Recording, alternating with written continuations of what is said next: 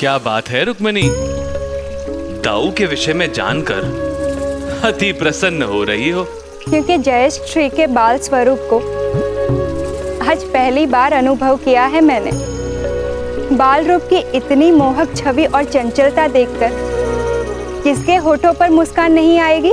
परंतु यशोदा माँ तो कहती थी कि सारे संसार में सबसे मनमोहक मेरा बाल स्वरूप था, इसलिए वो कभी कभी मुझे मनमोहन भी पुकारा करती थी। ओह, तो अब अपने भाई से ईर्ष्या होने लग गई आपको। मान लिया कि आपसे अधिक मनमोहन और कोई नहीं, किंतु एक बात मेरी समझ में नहीं आई कि देवकी माँ के 6 संतानों को श्राप से मुक्ति के कारण आपसे पूर्व जन्म लेना पड़ा, तो फिर 7वें संतान के रूप में आपने क्यों जन्म नहीं लिया? क्यों दाऊ ने जन्म लिया? आखिर ऐसी क्या विवशता थी आपकी जो आप 8वीं संतान बनकर आए? मनुष्य केवल शाप से नहीं, वचनों और वरदानों से भी जुड़ा होता है। दाऊ को तो मुझसे पहले आना ही था, क्योंकि ये मेरे वचन की दी हुई अनुपालना थी जो मैंने उन्हें तब दी थी जब पिछले जन्म में वो मेरे अनुज हुआ करते थे। मैं तुम्हें वचन देता हूं कि उस जन्म में तुम मेरे ज्येष्ठ बनोगे और मैं तुम्हारा अनुज। अगले जन्म में मैं तुम्हारी हर आज्ञा का पालन शीश झुकाकर करूंगा। मेरा वचन है। उस वचन की पूर्ति के लिए दाऊ को मेरा अग्रज बनकर आना ही था, और अब समय था मेरे अवतरण का। मां देवकी के अश्रु थम ही नहीं रहे थे। देवकी, क्या हुआ? अब भी तुम्हारी आंखों में अश्रु? तुम्हें तो प्रसन्न होना चाहिए। विधाता की कृपा से हमारी 7वीं संतान सुरक्षित है। मैं माँ हूँ आर्य। मैं अपनी संतान को देख नहीं सकती, उसे स्पर्श नहीं कर सकती, उसे अपनी गोद में लेकर लोरी सुनाकर सुला नहीं सकती, और यही कारण है कि ये अश्रु रुकने का नाम नहीं ले रहे। परंतु ये अश्रु मत बहाओ, इन्हें अपनी शक्ति बनाओ, क्योंकि विधि का विधान पूर्ण होने वाला है। हमारी 8वीं संतान कंस के साथ साथ हमारे कष्टों का विनाश करेगी। अब कंस का काल दूर नहीं देवकी। कंस के पापों का घड़ा भरता जा रहा था। यह समझना कि देवकी मां के 6 संतानों का बलिदान व्यर्थ गया, यह गलत है।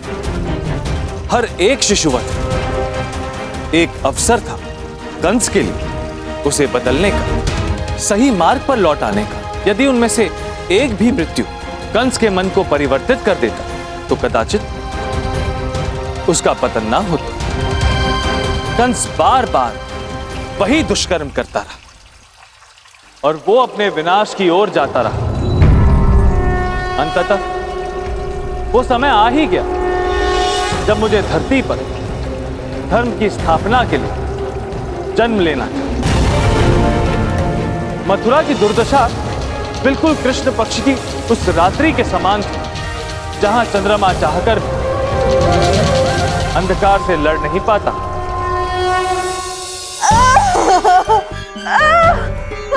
धैर्य रखो देवकी।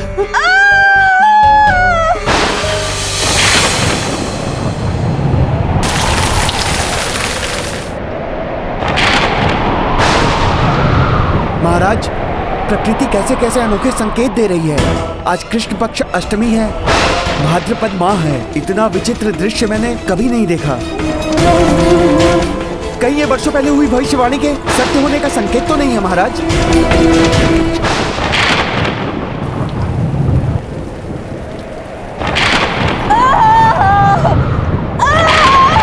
धैर्य रखो, साहस से काम लो।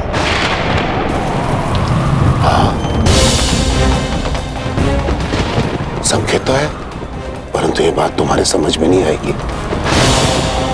ये जो संकेत है ना, ये देवताओं के विलाप का है।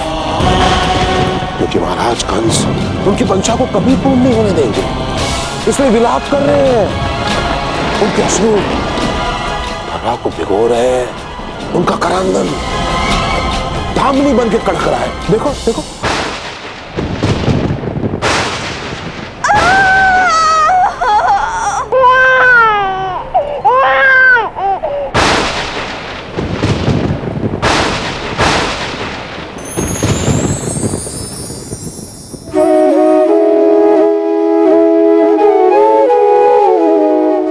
देखो देवकी,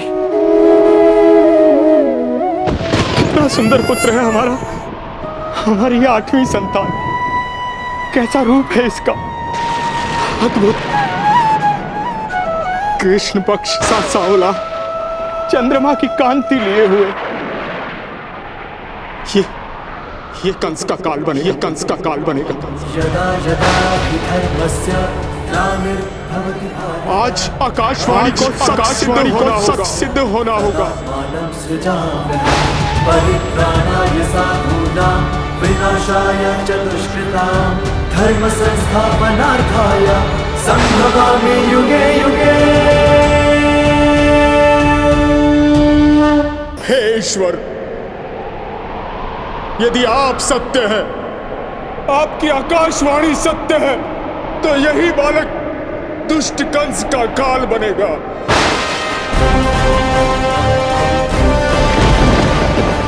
आप इसे संसार में लाए हैं, तो आपने दुराचारी कंस की परछाई से बचाने के लिए अवश्य ही कोई मार्ग सोचा होगा। हे ईश्वर, संकेत दीजिए ताकि कंस का काल समझा जाने वाला ये बालक आने वाला कल देख पाए।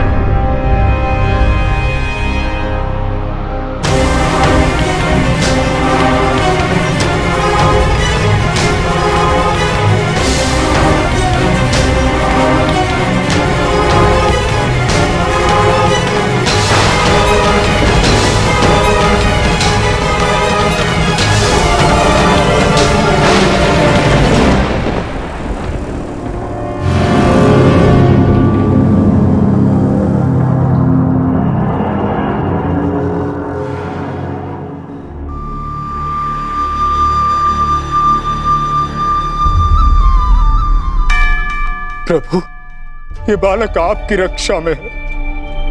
मेरी संतान की उस दुराचारी कंस से रक्षा कीजिए प्रभु।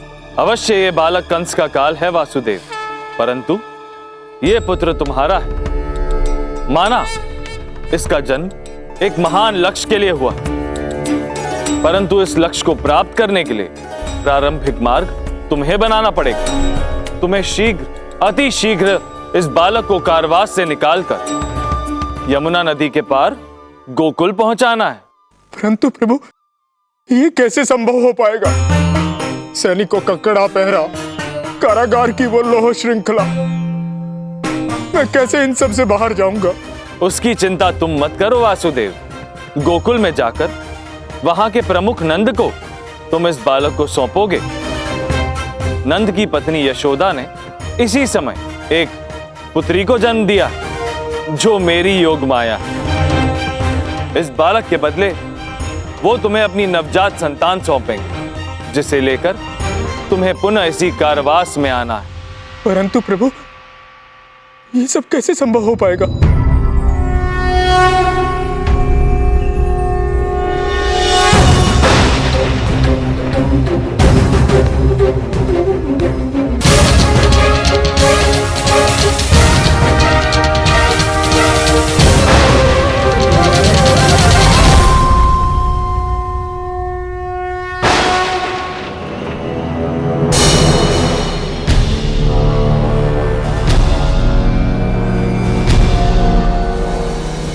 ये बालक अवश्य ही दिव्य है। वातावरण इस बालक के आगमन पर प्रसन्न है। पक्षियों का ये कलरव जैसे इसका स्वागत कर रहा है। पूरे कारागार में ये अद्भुत प्रकाश छाया है। ये सब इस बालक की ओर संकेत कर रहे हैं। मेरा काल जन्म ले चुका है। अब मेरा काल मेरे हाथों से काल के गाल में समा जाए। अब देवता मेरे समक्ष कांपेंगे, गिड़गिड़ाएंगे, रोएंगे, क्योंकि मैं उनके षड्यंत्र में फंसा नहीं। अब संपूर्ण संसार जानेगा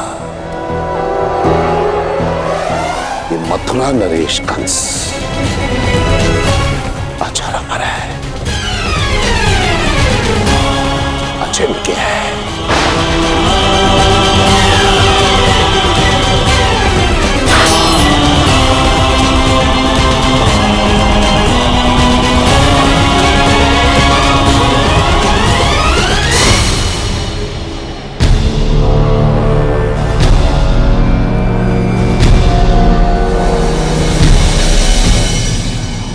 ईश्वर ने स्वयं साक्षात प्रकट होकर मुझे इस बालक को गोकुल ले जाने का आदेश दिया।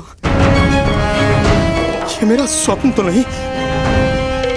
ईश्वर ने कहा कि मैं स्वयं तुम्हें मार्ग दिखलाऊंगा। परंतु ये कैसे संभव होगा? मेरे हाथ पांव में तो बेड़ियां बंधी हुई हैं। मैं इस बालक को कैसे गोकुल ले जाऊंगा?